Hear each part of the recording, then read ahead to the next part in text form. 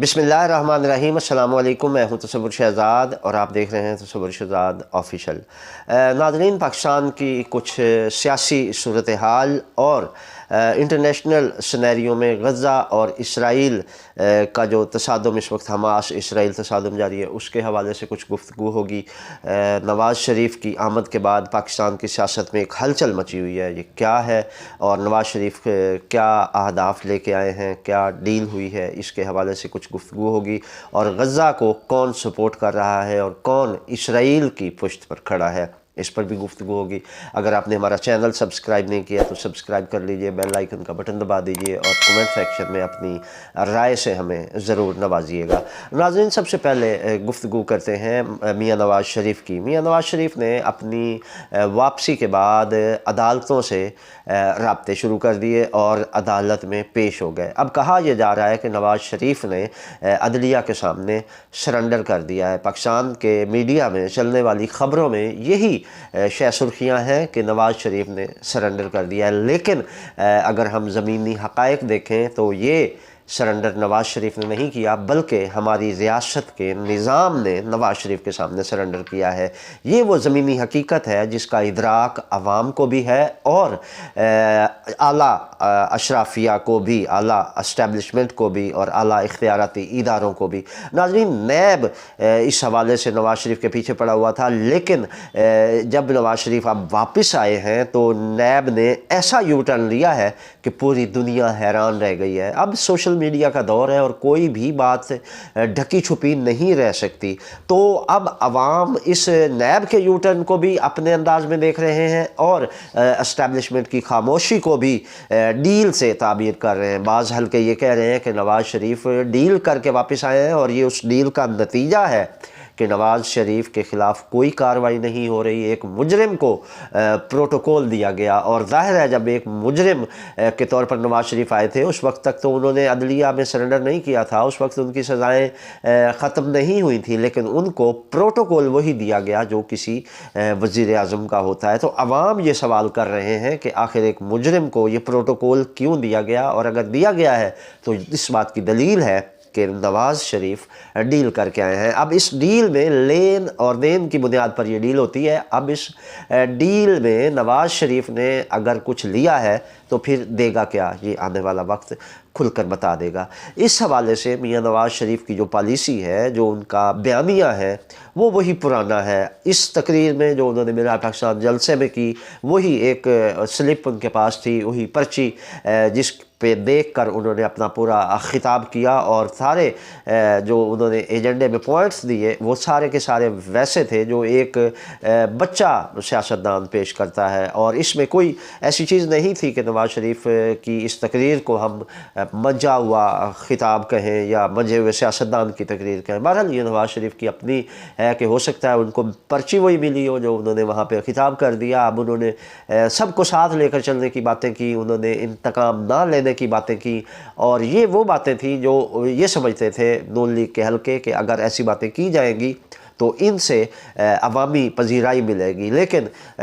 جہاں تک ہم نے اس چیز کو دیکھا ہے ایسا نہیں ہو سکا۔ نواز شریف عوامی پذیرائی حاصل کرنے میں ناکام رہے ہیں، اور لاہور میں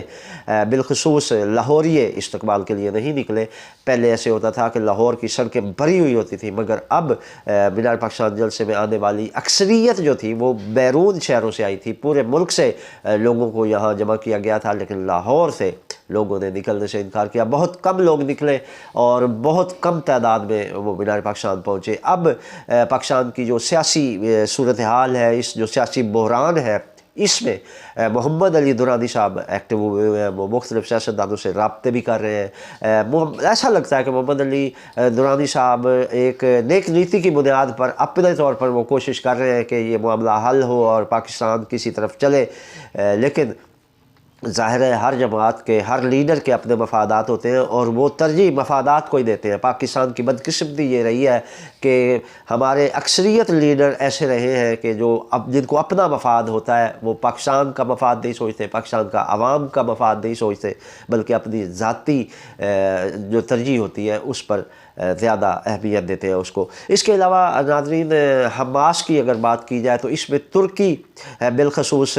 دوہرا معیار اختیار کیے ہوئے ہیں۔ اس میں اگر دیکھا جائے تو ترکی کی جانب سے فلسطین کی بجائے اسرائیل کے لیے امدادی ٹرک بھجوایا گئے، اور اس کا اسرائیلی میڈیا نے ترکی کے صدر رجب طیب اردگان سے اظہار تشکر بھی کیا، لیکن جب مسلم دنیا کی جانب سے اس پر رد عمل آیا اور مسلمانوں نے افسوس کا اظہار کیا کہ ترکی کے لیے یہ اقدام انتہائی افسوسناک اور قابل مذمت ہے کہ وہ فلسطین کے مظلوم عوام کی مدد کی بجائے اسرائیل کی مدد کر رہا ہے، تو اس پر پھر ترکی کے وزارت خارجہ نے یہ بیان جاری کیا کہ ہم نے کوئی ٹرک نہیں بھجوایا، اور انہوں نے اس کی تردید کی، جبکہ اسرائیلی میڈیا اس سے پہلے ترکی کا شکریہ ادا کر چکا تھا۔ اب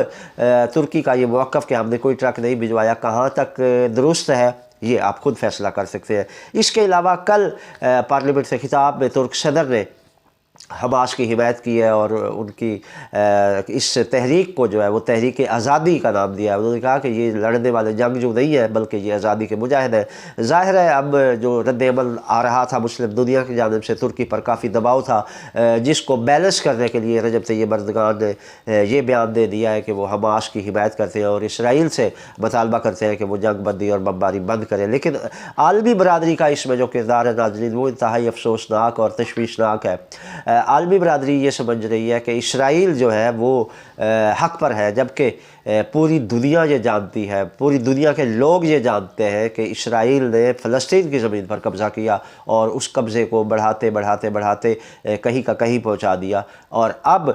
غزہ کی پٹی آخری وہ ان کے پاس رہ گیا تھا جو حماس کے زیر کنٹرول تھا، اور فلسطین کی وہاں پہ حکومت تھی، اب اس کو بھی نگلنے کے چکر میں تھا، لیکن حماس نے اسرائیل پر حملہ کر کے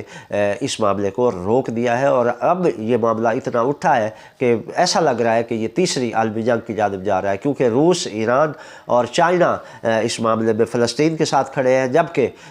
مسلم ممالک جو ہیں دیگر وہ غیر جانبدار ہیں اور تماشا دیکھ رہے ہیں۔ مسلمانوں کا یہ رویہ فلسطینیوں کے لیے بالخصوص اور امت مسلمہ کے لیے بالعموم افسوسناک ہے۔ تو اس حوالے سے مسلم امہ یہ اپنے حکمرانوں سے سوال کرتی دکھائی دیتی ہے کہ آخر کیا وجہ ہے کہ ہمارے حکمران فلسطین کے مظلوم عوام کی مدد نہیں کر رہے۔ اس کے علاوہ ناظرین، ترکی کے اس رویے کے بعد عربوں میں بھی کچھ ایسے ملک ہیں جن میں یہ اب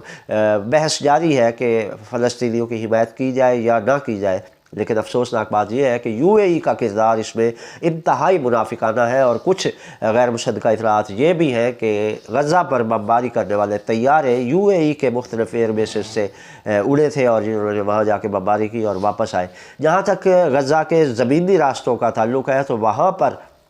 اسرائیل 3 بار اعلان کر چکا ہے کہ ہم زمینی راستے سے حملہ کرنے آ رہے ہیں، لیکن حماس کی جانب سے جب یہ بیان آیا کہ اگر آپ زمینی راستے سے آتے ہیں تو ہم آپ کا استقبال کریں گے،